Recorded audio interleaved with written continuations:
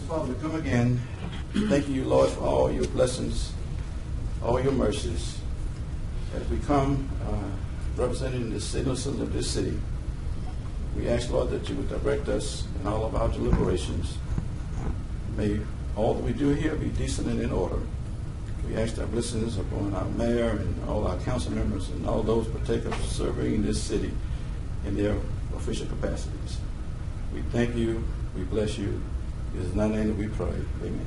Amen. Please join me in the Pledge of Allegiance. I pledge allegiance to the flag of the United States of America and to the republic for which it stands, one nation, under God, indivisible, with liberty and justice for all. Madam Clerk, we call the roll, please. Councilman Bradford. Present. Councilman Everson. Councilman Jenkins. Councilman Corbin. Present. Councilman Brewer. Present. Councilwoman Lynch. Councilman Bowler. Present. Tomorrow, entertain a motion for approving the minutes from the last conference and council meeting. Does any council member have any awards or special recognitions they have at this time? Seeing none. Madam Mayor, do you have any communications at this time? Not today, thank you. Okay. Green. Property standard. I think we have one. Okay. Nothing. Just wanted to see you walk down here today, sir. Our properties are at high standards. All right. Mr. Clark. Got a question for you, please.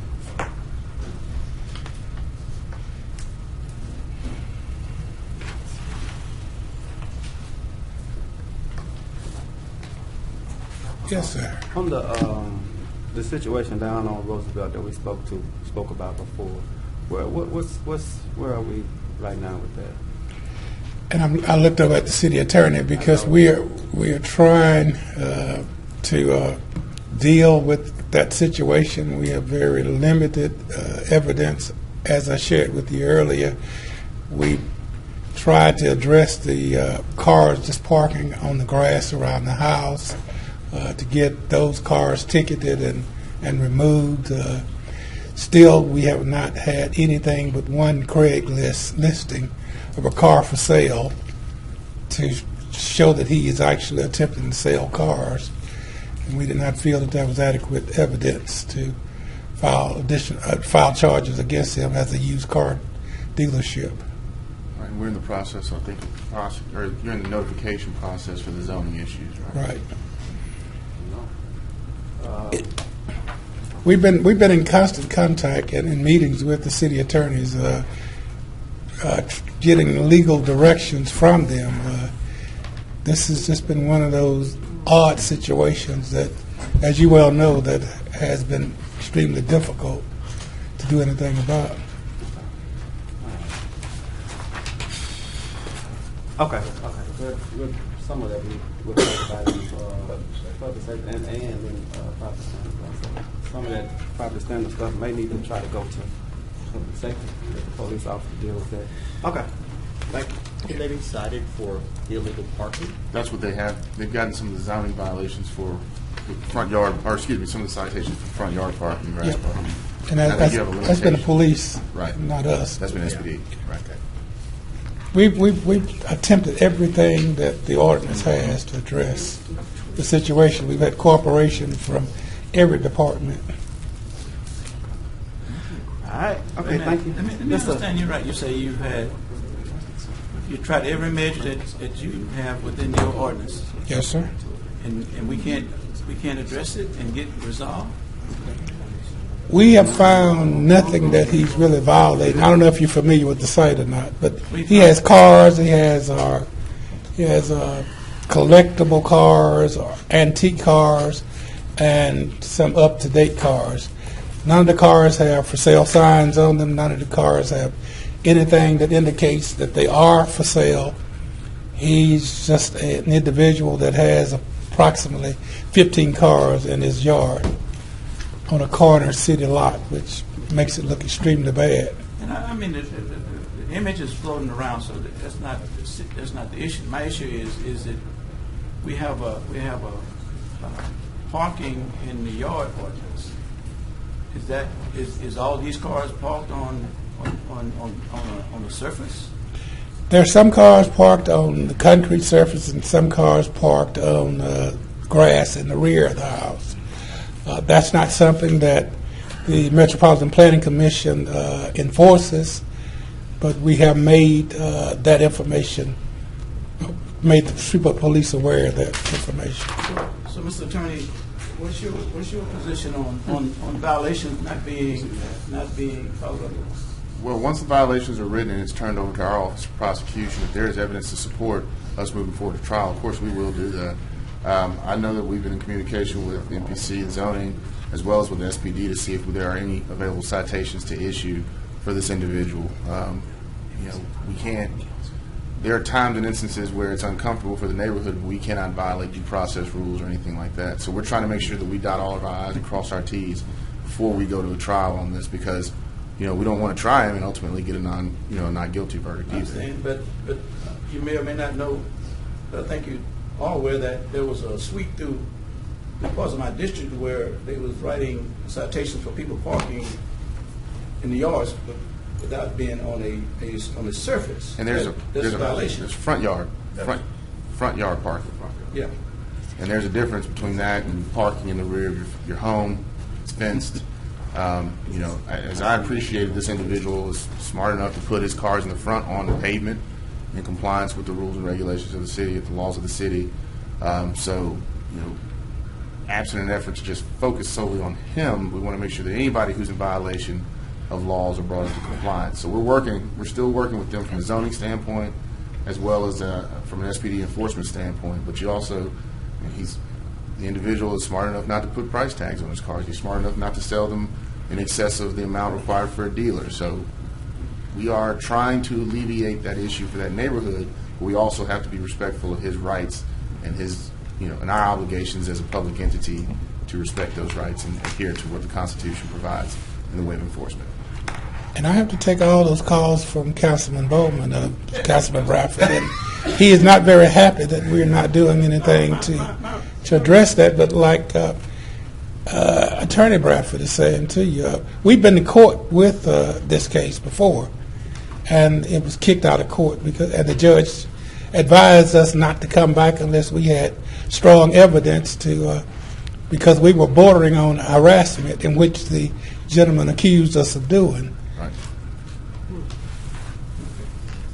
All right, well, my response was only to your comment in that it's seeing to be, and Attorney cleared up this, there appears to be some degree or some violation, and you said we can't seem to get it corrected. I'm like, if there's a city violation, we should be able to I think deal with it. I think that's the issue. Is we're saying get it corrected, but we cannot identify a violation, and then we cannot correct something that technically by law is not incorrect. Okay. So, and Mr. Clark hit it on the head. We cannot target that individual. We have to be, we have to make sure that we are addressing it fairly and equitably, as the Constitution provides. I don't trust that everything gonna work out. But we are aware of it, and we're exploring all avenues to try and bring any violations of the law into compliance if there are any.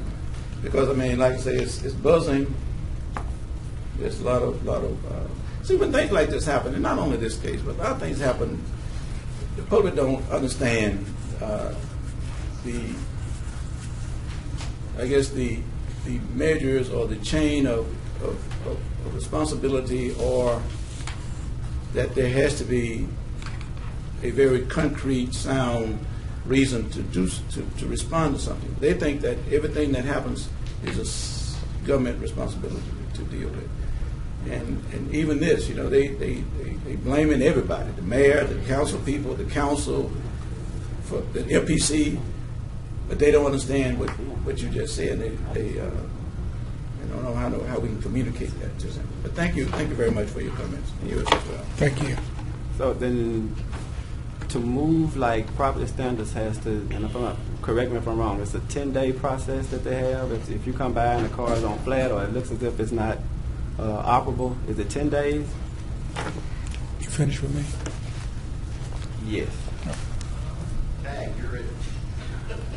Say again now? When you tag a vehicle, say for instance, if that vehicle was on, it seems to be inoperable. Is it 10? That's 10 days, right? 10 days from receipt of notice. From the receipt of the notice. So that's after you go by and get back to the office, and then they have to send something out Right. from the office, Certified mail, Yes. which Which requires may- a signature. which may take. That's why I'm headed. Yeah. Which may take a few days after that. And if the signature is not on there, you have to keep coming back by, right? It's gonna be a notice It's issue. going to push it to about 21 days. So that's why I'm going with that. So I'm trying to see what we have to do or need to do to try to maybe slide that over to the police side, because that's all I heard. I mean, I can look at it from an ordinance standpoint to make sure that, we're not overreaching from how the drafting of that occurs. Right now, with property standards, it's a civil issue until it crosses into, I think there's certain triggers that send it over to the criminal side. But I'll work with them if it's the notice question that you have to see if there's a better solution for that. Once you all write it, it's 10 days, and then how do you handle your no refusals or your refusals to It's going to be 21 days. If he refuses or doesn't show us that it's operable, then we'll go back and do another inspection. And after that second inspection, we'll contract it out to a towing company. towing company? I hope you do address that, not signing that thing, because I remember Big Mama would never sign none sent to her. That's what I'm. Yeah. But at 21 days, we can tow. But he has to be there has to be an inoperable vehicle violation in the first place. He will call you out Yeah. and start up everything. But I had a family member, same situation. I tried to tell them the same. They go the same process. You know, talk to them. So, okay, that's what I wanted to know. Sorry to take up that much time on this. That was it, Councilman? Yes, thank you. Mr. Crawford, would there be any legislation added tomorrow? Not that the administration is aware of. Do you have anyone to speak about speaking? No executive appointments. Mr. Crawford, items to be adopted. Certainly, under consent agenda legislation to adopt resolutions or ordinances, Resolution 122 authorizes Nick and Kim Steinhoff of 10130 Lasso Lane to make a connection to the City of Shreveport's water and/or sewer system. Councilman Court? Thank you, Mr. Chairman. I'm looking at the map on this one, and it looks like there is an extension from the 24-inch water main to the lot in question. Previously, the parish had asked us not to allow extension of personal mains like this across other people's property or in their property. Have we talked to the parish about this? Are they in agreement? Because this is the type of situation where a few years ago the parish offered financing to put a main in and allow all these people to connect if they wanted to. Yes, sir. This is a similar situation in Goldsberry where the parish participated. The main extension in this situation would be a public main dedicated to the city. So the extension, it would not be a private main running through private property. It would be a city main running in parish right away.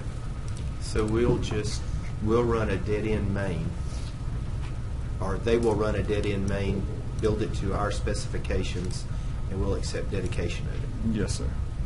And we're okay with a dead-end main? It will have a service at the end and a flush valve. Okay. Thanks. Yes. Where is this, Councilman? It's off of Norse Ferry Road. Oh. Mr. Crawford, please proceed. We'll do it. Regular agenda legislation, these are resolutions on second reading and final passage, or which will require only one reading. Resolution 118 stating the city's endorsement of NIF LLC to participate in the benefits of the Louisiana Restoration Tax Abatement Program. Resolution 119 approves the 2019 Downtown Development Authority Program of Work.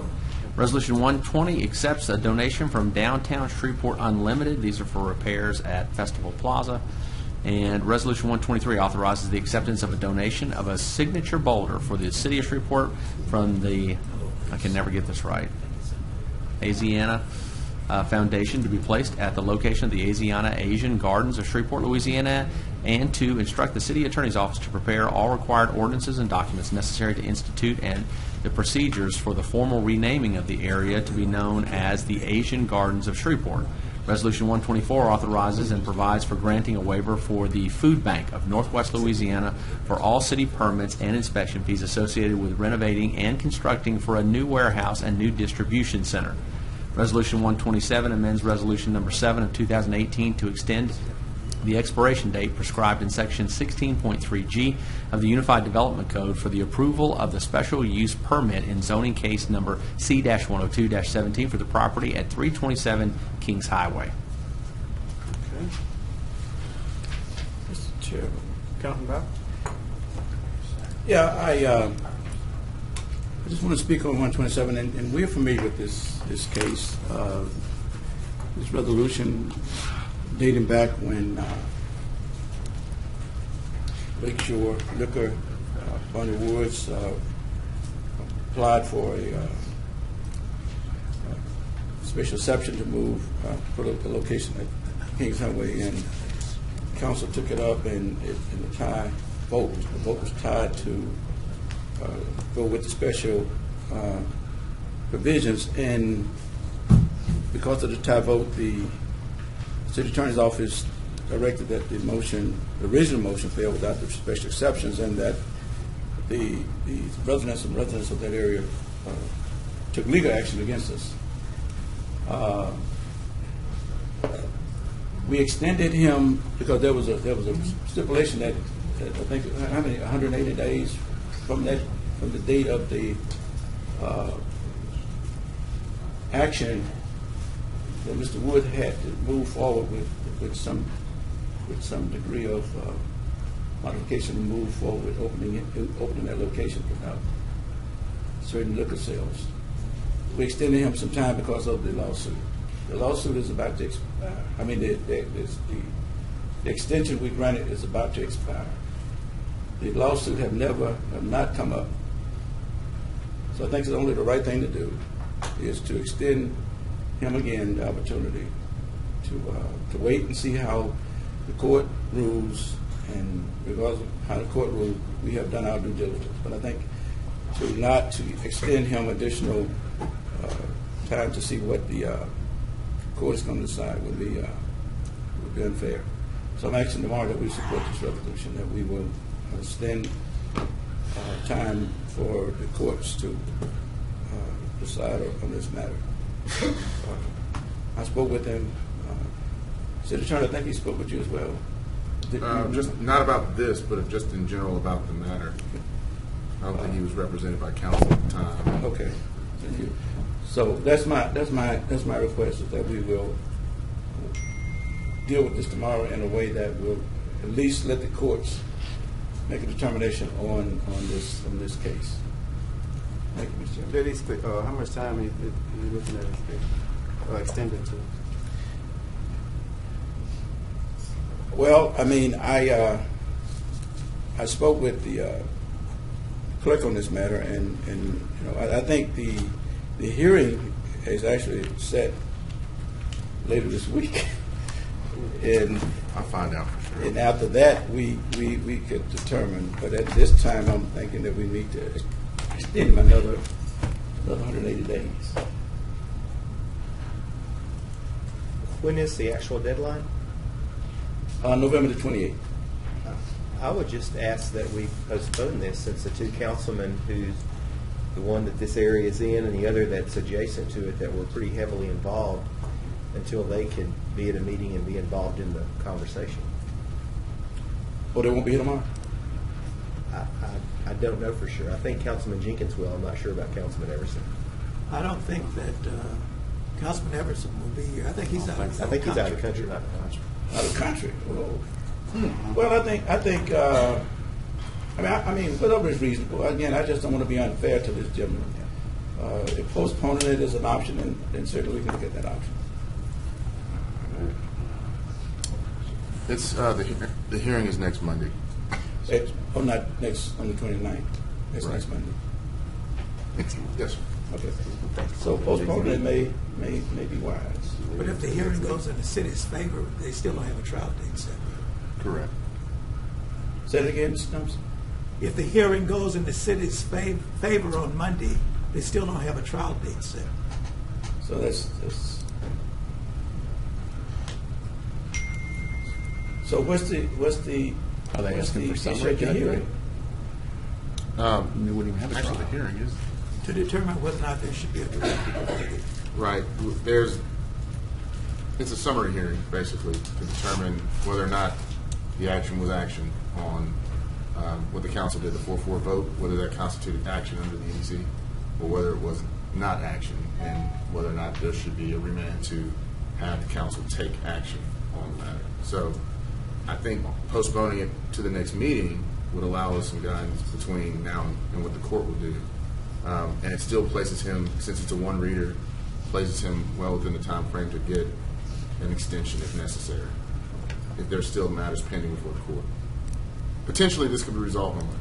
So the hearing, if the hearing favors the city, the court will not overrule the action of the council.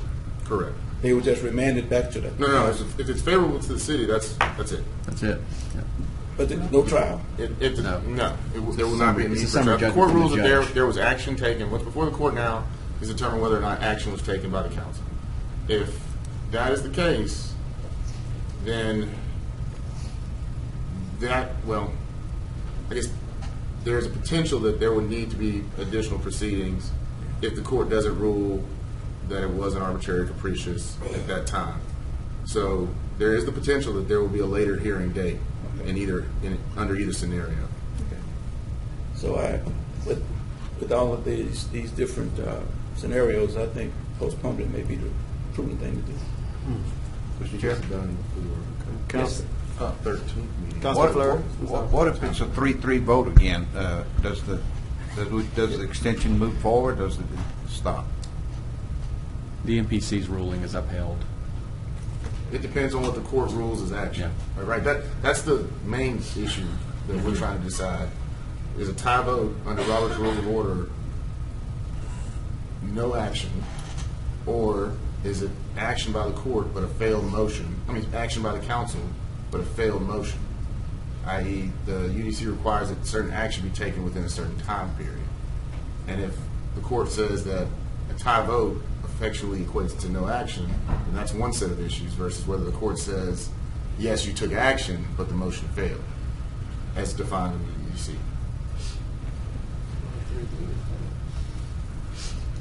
Under Robert's Rules of Order, if there is a tie vote, Yeah, the that's what I'm motion saying. fails. That's what I'm saying. It's The fair. question of law is whether or not that failure of a motion constitutes action by the council.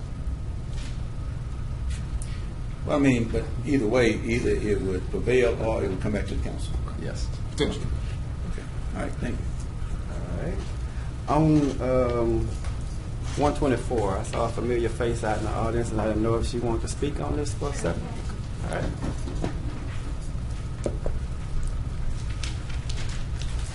Thank you so much. It's an honor to be here today. My name is Martha Merrick. I'm the Executive Director for the Food Bank. And the Food Bank has been in its existing building for 21 years, and we have tremendously grown our food distribution and the focus of healthy foods.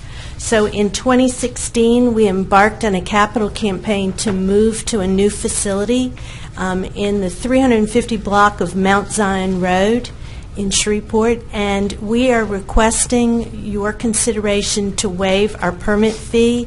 That would help us save some funds. It's been a very expensive capital campaign. Being a rather small nonprofit, this would help us use those funds into building costs and help us get our project completed at a quicker time.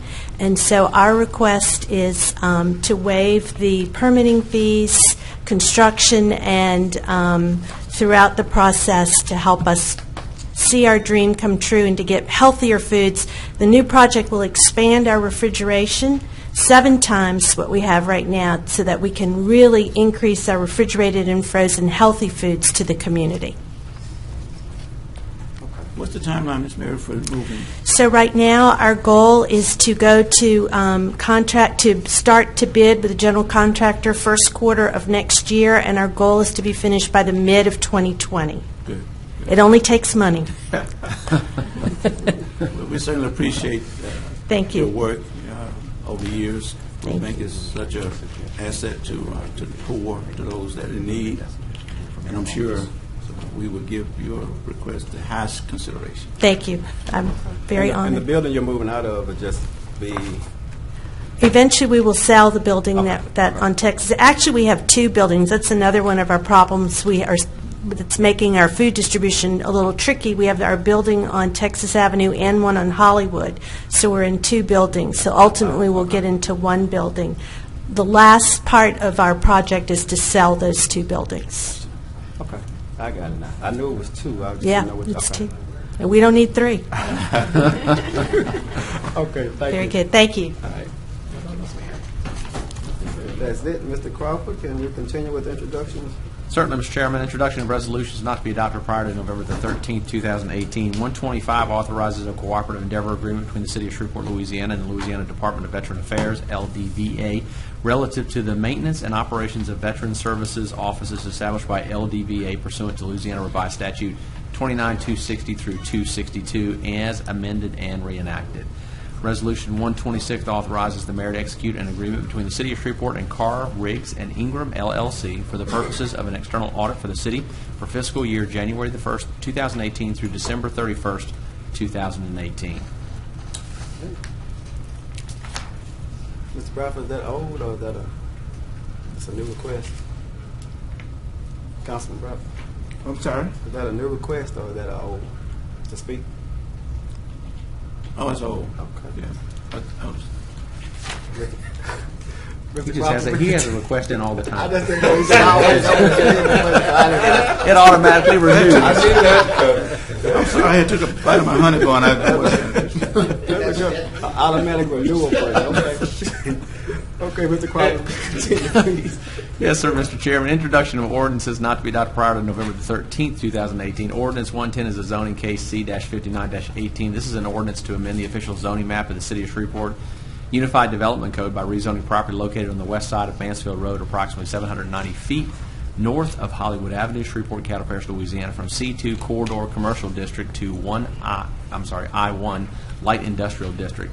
Ordinance 111 is zoning case C-61-18. This is an ordinance to amend the official zoning map of the City of Shreveport Unified Development Code by rezoning property located on the west side of Airport Drive, approximately 2,800 feet south of Reverse Drive, Shreveport Bossier Parish, Louisiana, from C4 Heavy Commercial District to I2 Heavy Industrial District.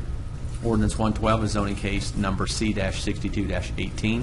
This is an ordinance to amend the official zoning map of the City of Shreveport Unified Development Code by rezoning property located on the northwest side of Burt Coons Industrial Loop and Southwood Drive, Shreveport, Cattle Parish, Louisiana, from R17 Single Family Residential District to C1 Neighborhood Commercial District. Ordinance 113 is zoning case C-71-18. This is an ordinance to amend the official zoning map of the City of Shreveport Unified Development Code by rezoning property located on the west side of Ellaby Road at Chinkapin, Drive, intersection, Shreveport, Cattle Parish, Louisiana, from R17 Single Family Residential District to C1 Neighborhood Commercial District. And ordinance 114 is zoning case number C-72-18. This is an ordinance to amend the official zoning map of the City of Shreveport Unified Development Code by rezoning property located on the west side of Ellaby Road at the intersection of Ellaby Gardens Boulevard, Shreveport, Cattle Parish, Louisiana, from C1 Neighborhood Commercial District to C3 General Commercial District.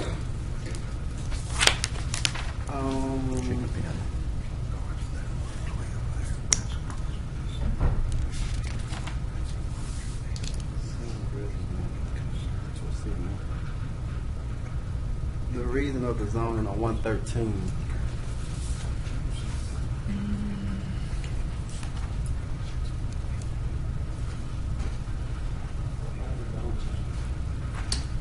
Which number, sir? 113. Mr. Clark.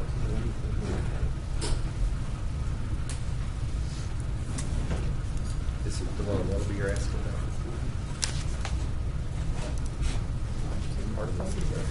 If I'm not mistaken, this is that old creosote plant. What happened with that situation? Environmental stuff, or Sir? you want the environmental issue? Okay. No, go ahead, please. No, the old creosote plant, and the property was zoned residential, which and it became residential as a result of the map amendments with the UDC, and we considered that the property would never probably develop residential because of all of the contamination that was on the property, but it would be impractical for the property next door to increase its zoning classification because it was abutting a residential zoning district. So we recommended that this be rezoned from, I think it's R17 to C1, and that made it more compatible with the next case that's on your agenda. 14. Okay. All right. Just making sure.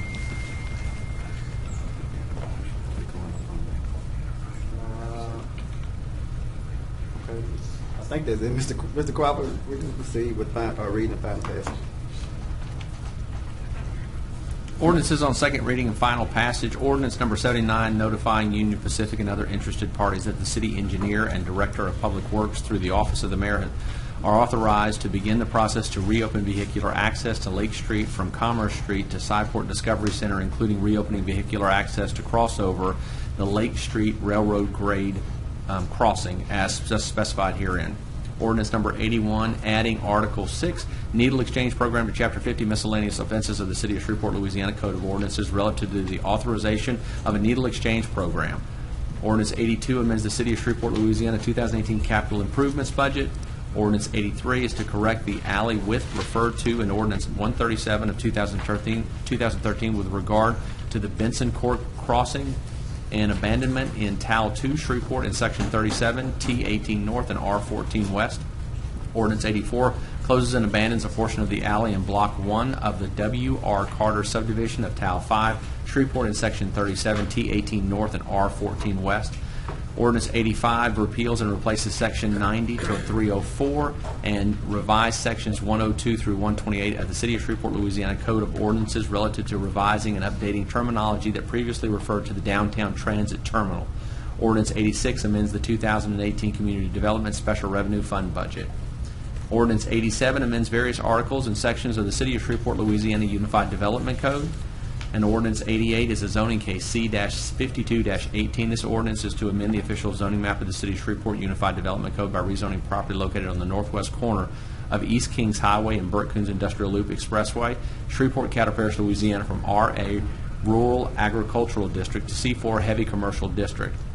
And then Ordinance 89 is a zoning case C-53-18. This is an ordinance to amend the official zoning map of the City of Shreveport Unified Development Code by rezoning property located on the north side of West Burt Coons Industrial Loop, approximately 325 feet east of Southwood Drive, Shreveport, Cattle Parish, Louisiana, from C3 General Commercial District to C4 Heavy Commercial District. Councilman Brown. Mr. Chairman, while Ordinance 79 and 81 are postponed until the 13th, I just need to ask the administration, have there been any conversation regarding this on 79? Yes, sir. Oh, there is. If I may, yes.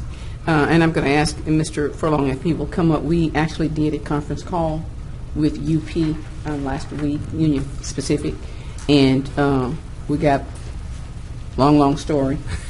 Of course, one of the administrators did inform me and my staff that they were still trying to get it done, and so we asked what other steps could we take to help facilitate the process. And of course, they told us we need to go to FRA, which is our Federal Railroad Association.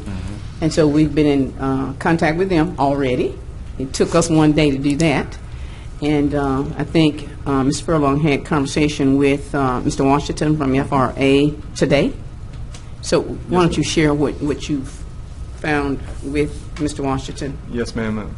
Friday, like the mayor mentioned, we had a conference call with Union Pacific, and it was the most productive conversation we've had yet. The mayor knows how to get the right people to the table, and she did that Friday. After that meeting, I got in contact with Richard Washington, who's with the Federal Railroad Administration, and we have a meeting set up for tomorrow morning, and we're going to discuss how we can possibly get this thing moving a little bit faster. Him and I are going to catch up and see if he has any information that I don't have that might have been communicated from former staff, and we're going to do our best to get this moving. Okay.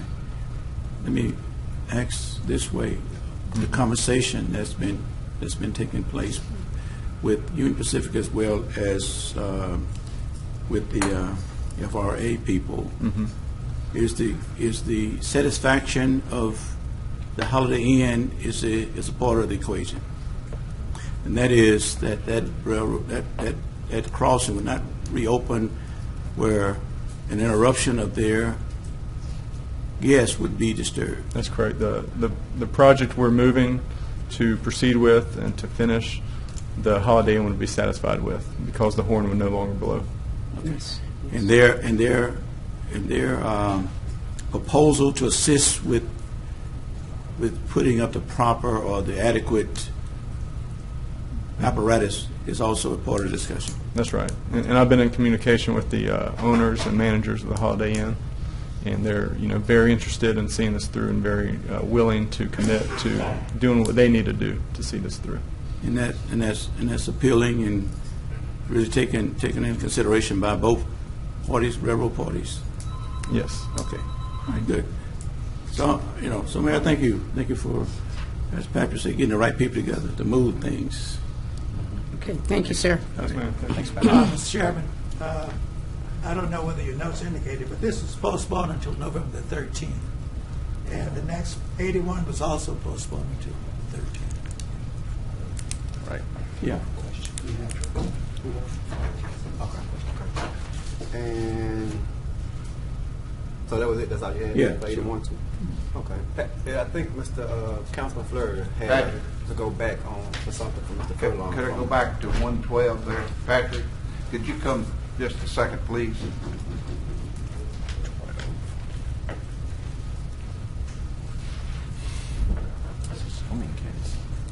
This is on My question is in regards to 112, where the laundromat across from Summer Grove Elementary School, there on the corner of Southwood and Burt Coombs.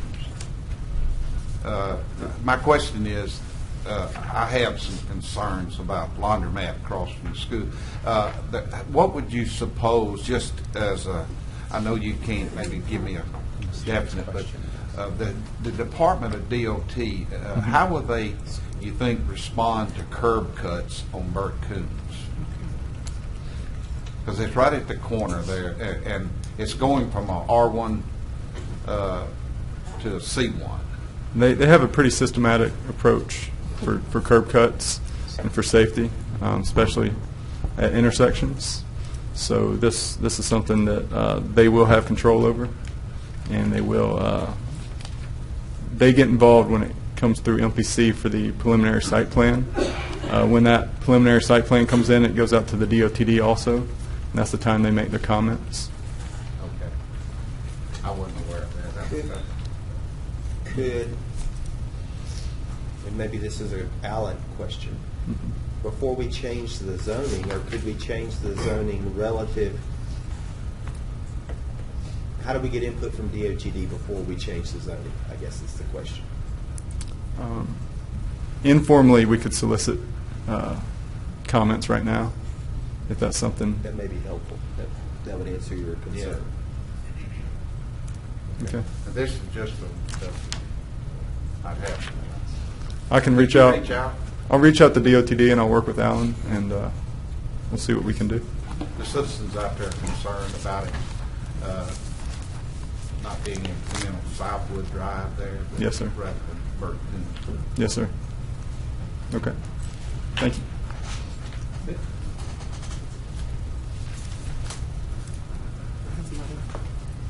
Mr. Corbin, that's all for it. Thank you, Mr. Chairman. All right. And is there any table legislation to be removed today? Not that we're aware of, Mr. Chairman. We're down to Mr. Green. Got one.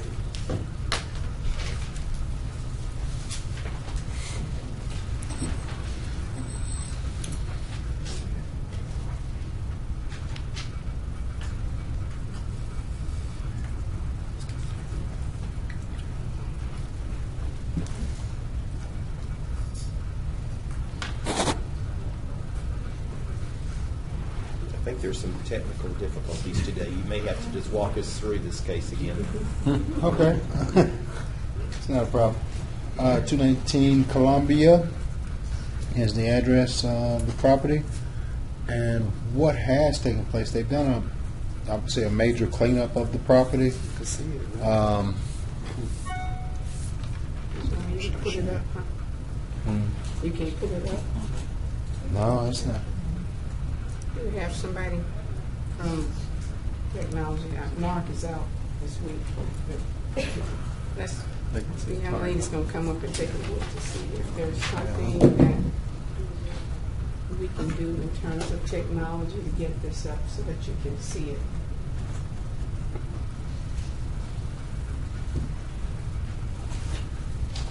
While we're waiting for Well, the she meeting. cut some trees and stuff down. She cut the grass and remove the trees or something? Yes. Well, they're piled there. Some's at the front, some's along the side. It's a lot of stuff that she cut off.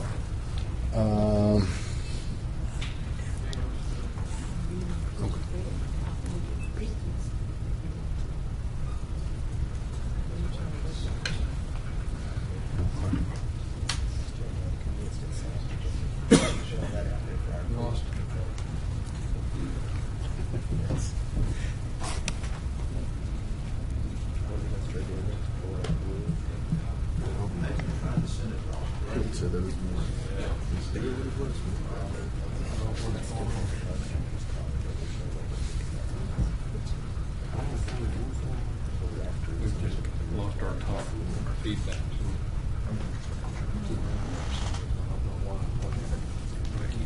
We'll keep trying to do something. Okay.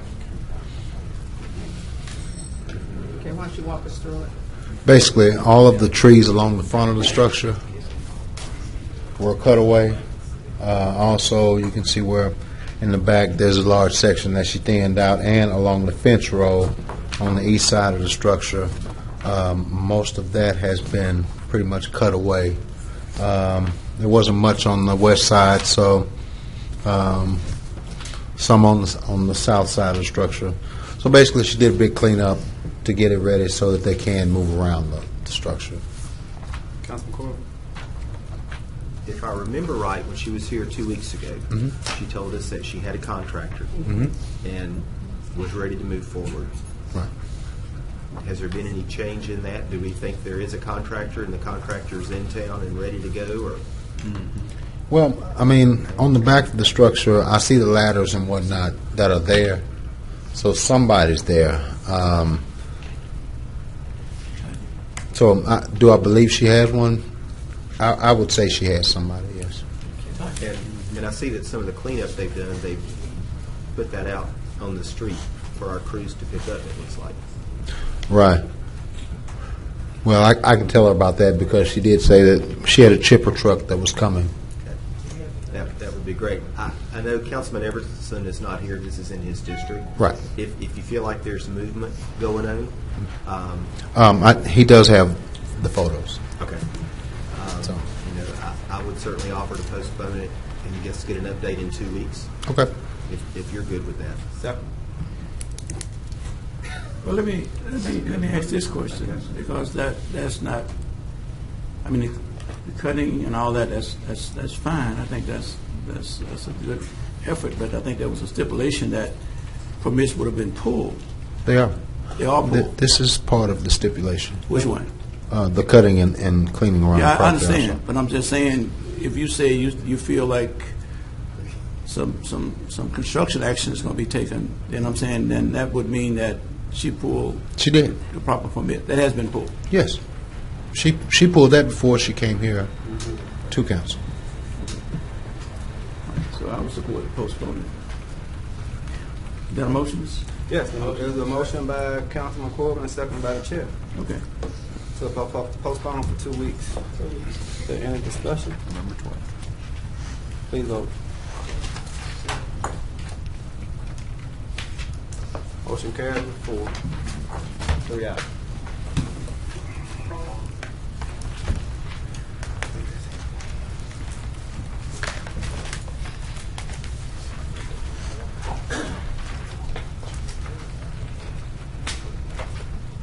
No other appeal?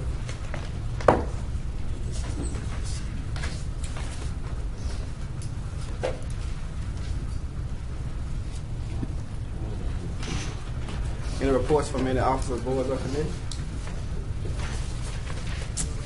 None. Clerk's reports. All right. He just gave it to me.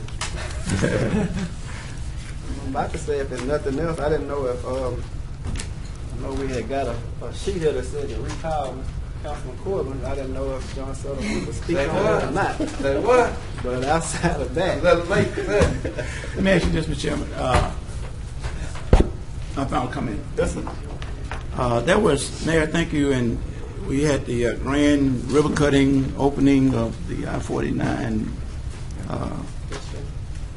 We're going to talk about it tomorrow. Yeah, but my question is, I don't know if you have gotten any calls. I've gotten several calls about the condition of Russell Road. Have you officers gotten any of those calls?